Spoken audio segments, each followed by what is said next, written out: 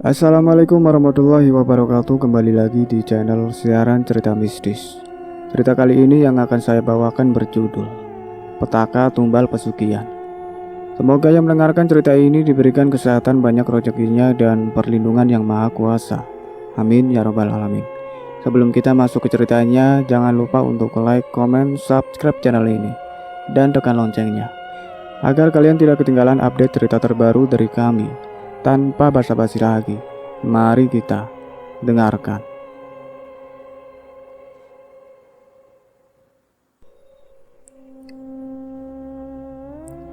Sebut saja namaku Aris. Kisah ini dialami oleh keluargaku sendiri. Kejadian ini terjadi di tahun 2016. Awalnya orang tuaku menjodohkan kakak perempuanku yang bernama Rianti secara paksa pada seorang laki-laki kaya raya bernama Alimuddin. Namun Alimuddin itu aku rasa lebih pantas jadi bapak Rianti daripada jadi suaminya. Alimuddin punya 3 istri dan anak banyak. Awalnya Rianti menolak perjodohan itu karena Rianti sudah memiliki kekasih. Rianti sudah minggat di rumah berkali-kali. Namun tetap saja Alimuddin mengetahui keberadaan kakakku, yang hingga akhirnya Rianti pasrah mau gak mau, dia harus menerima perjodohan itu. Aku pun selaku adik laki-lakinya sangat sedih melihat nasib Rianti menjadi korban paksa perjodohan. Singkatnya, Rianti sudah menikah dengan Alimuddin. Laku menjadi istri muda yang keempat. Kakakku dibawa oleh Alimuddin ke rumah besarnya yang sengaja telah disiapkan untuknya. Namun rumah itu cukup sangat besar kalau hanya untuk tinggal kakakku dan pembantunya saja. Akhirnya Rianti meminta aku untuk tinggal bersamanya. Kebetulan jarak rumah kakakku Rianti lumayan dekat dengan kampusku. Dan diceritakan pula kakak iparku Alimuddin punya anak gadis yang sama-sama satu kampus denganku. Dia anak dari istri pertama, namanya Santi. Semenjak aku tinggal di rumah kakakku Rianti, Santi jadi sering ke rumah ibu tirinya, yang tak lain adalah kakakku. Dia gadis yang baik, soleha, dan rendah hati. Pada suatu malam, tepatnya itu malam Selasa, aku melihat si embok membawa sesajen ke lantai 3, seperti macam kelapa muda, kemenyan, rokok, bunga-bungaan, dan tak lupa dupa yang siap untuk dinyalakan. Setelah si embok kembali dari lantai 3, aku bertanya pada si embok, kenapa dia bawa sesajen ke atas, dan si embok cuma menjawab, "Saya cuma ditugaskan sama tuan dan si embok juga tidak tahu itu semua untuk apa. Udah lama mbok menyiapkan itu semua dan pernah mbok tanya ke tuan untuk apa itu semua disiapkan di malam-malam tertentu. Tapi bukannya mendapat jawaban, tapi mbok justru mendapat pendakan dan semenjak saat itu mbok tak berani lagi untuk bertanya." Setelah mendengar ucapan si mbok, aku mulai curiga. Pasti ada yang tidak beres di rumah ini. Pada tengah malam, waktu itu aku tak bisa tidur. Aku masih kepikiran dengan ucapan si mbok. Detakan jam sangat jelas ku dengar. Namun tiba-tiba aku mendengar suara-suara ramai tapi menyeramkan di lantai 3. Aku pun sempat berjalan ke arah anak tangga dengan pandangan ke atas. Langkah demi langkah, ku lalui sembari melihat keadaan sekitar. Aku memberanikan diriku demi mengetahui sumber suara itu. Setelah berada di lantai atas, astagfirullah, ternyata bangsa makhluk iblis sedang bersenang-senang di sana. Aku mengetahuinya hanya dari bayangan-bayangan saja dan terlihat makhluk yang tinggi besar dan bertanduk. Seketika itu juga aku lari ke kamar. Namun dalam senyap kamarku tetap saja aku tidak bisa tidur. Mataku terjaga di malam itu karena suara-suara di lantai atas sangat menggangguku. Paginya aku bertanya pada kakakku Rianti, apakah dia mendengar suara-suara aneh di lantai 3 semalam tadi. Rianti hanya menggelengkan kepala dan bilang aku berhalusinasi. Pernah aku disuruh pergi mengantar berkas-berkas perusahaan kakak iparku Alimuddin ke pabrik gula terbesarnya di malam hari, yang tepatnya melewati berpuluh-puluh hektar kebun tebu. Di perjalanan tepat di area kanan kiri kebun tebu yang gelap, motor besarku tiba-tiba mati. Mana tidak ada orang lewat satupun. Keadaan saat itu sangat sepi, hanya suara binatang malam yang menemaniku. Aku berusaha menghidupkan kembali motorku, namun tak hidup sama sekali. Hingga aku memutuskan untuk mendorong motorku. Rasa takut dan hawa aneh mulai menyergapku. Namun aku berusaha untuk selalu positive thinking. Tetapi usahaku menepis rasa takut itu sia-sia.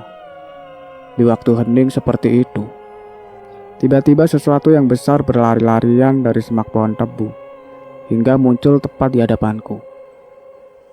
Astagfirullah! Keringat dingin langsung bercucuran.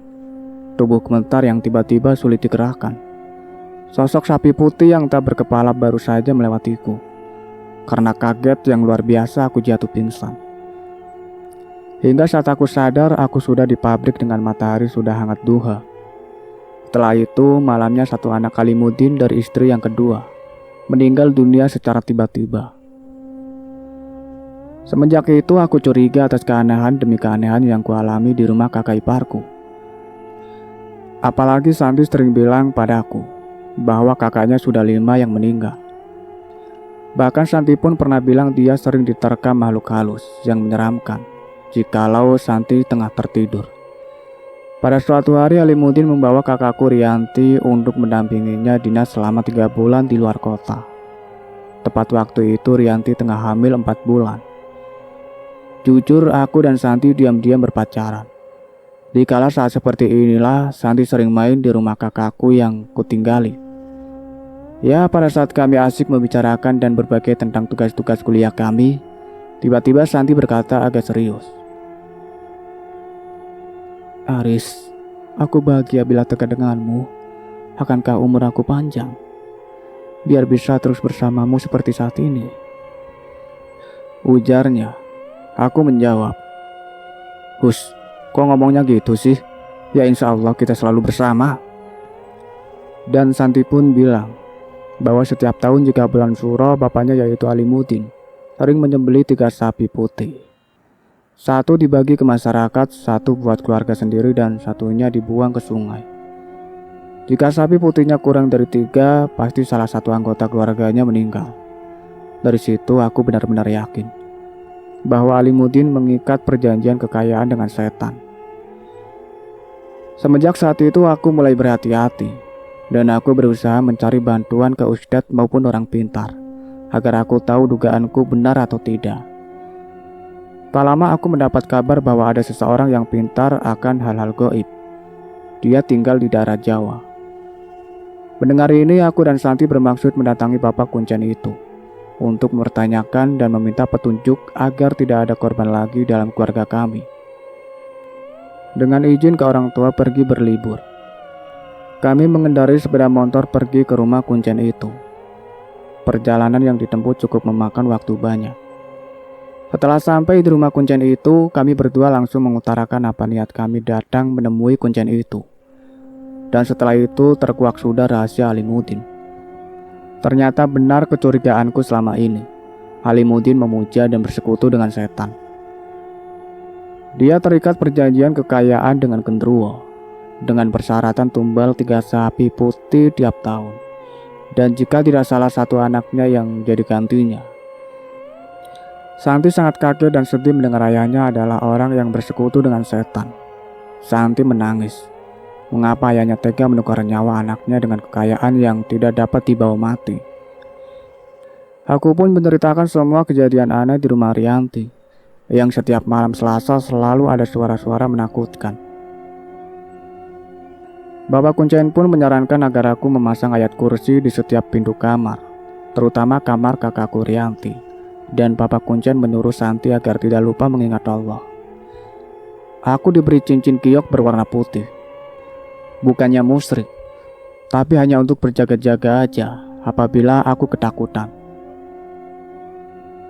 Singkat cerita, aku kembali ke rumah kakakku dan menuruti saran Bapak Kuncen.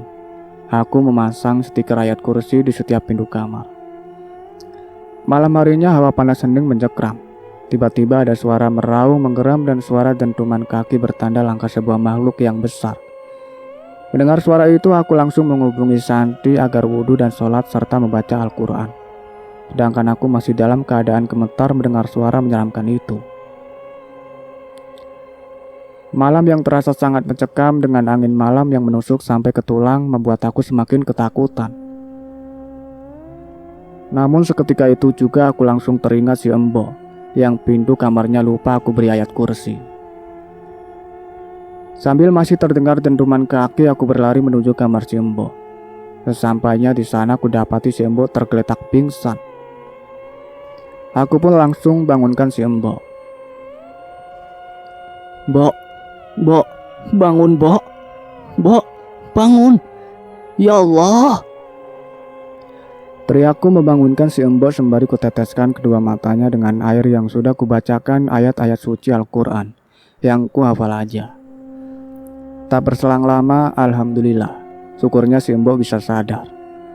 Namun ketika ia membuka mata, si Embok langsung menjerit lagi mendatangkan ia ketakutan. Melihat sesuatu di belakangku. Saat ku tengok ke belakang, a'udzubillah, sesosok gorila berwajah serigala bertanduk dan taring sebesar taring gajah. Matanya merah menyala menatapku penuh amarah. Sungguh aku takut melihat makhluk yang tak pernah kupercayai adanya, dan dengan jelas sosok itu ada di hadapanku. Dengan sejuta keberanianku kukumpulkan. Aku membaca surat Al-Fatihah, ayat kursi, Al-Ikhlas, Al-Falak, dan Anas. Alhamdulillah makhluk itu raib dengan seketika. Alhamdulillah. Akhirnya aku bisa bernafas lega dengan si Embok yang masih ketakutan. Esoknya pagi-pagi si Embok menangis pada aku ingin pulang kampung. Ya, aku pun mengabulkannya. Tak lupa aku bayar sisa gajinya si Embok. Si Embok mengaku trauma melihat genderuwo di rumah besar ini. Sedangkan Alimuddin yang berencana akan 3 bulan di luar kota, tanpa sepengetahuanku dia pulang hari itu juga. Sesampainya di rumah, dia merobek-robek semua stiker ayat kursi yang kutaruh di pintu. Dia menggamparku dan mencaci maki dengan amarahnya. Dia juga bilang aku telah mengotori rumahnya dengan stiker yang tak berguna itu. Astagfirullah. Aku tahu ini semua pasti iblis keparat itu yang mengadu dan memarahi Alimuddin. Dikarenakan rumahnya penuh cahaya suci yang membakar tubuhnya. Aku pun diusir dari rumahnya pada hari itu juga. Buat apa sih? Gak masalah, karena memang rumah itu banyak kejadian aneh di luar nalar.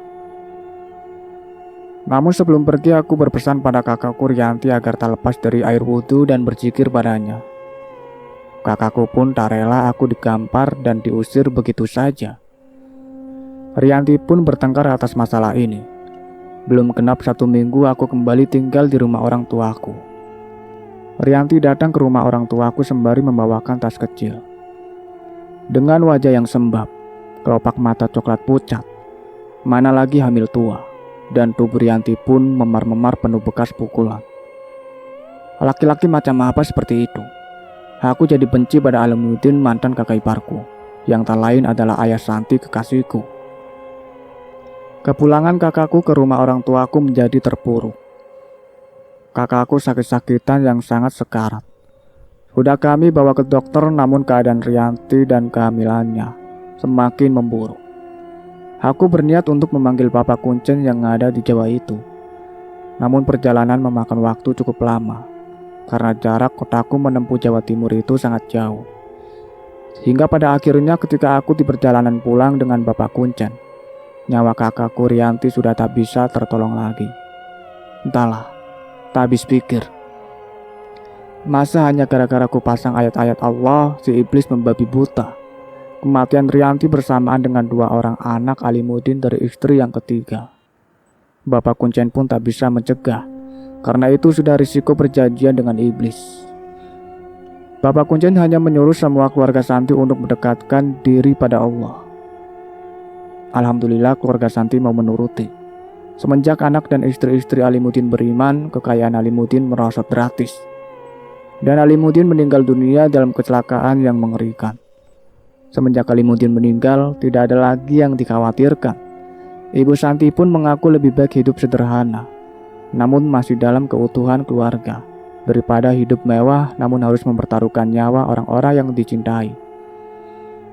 Aku dan Santi berhasil meluluskan studi.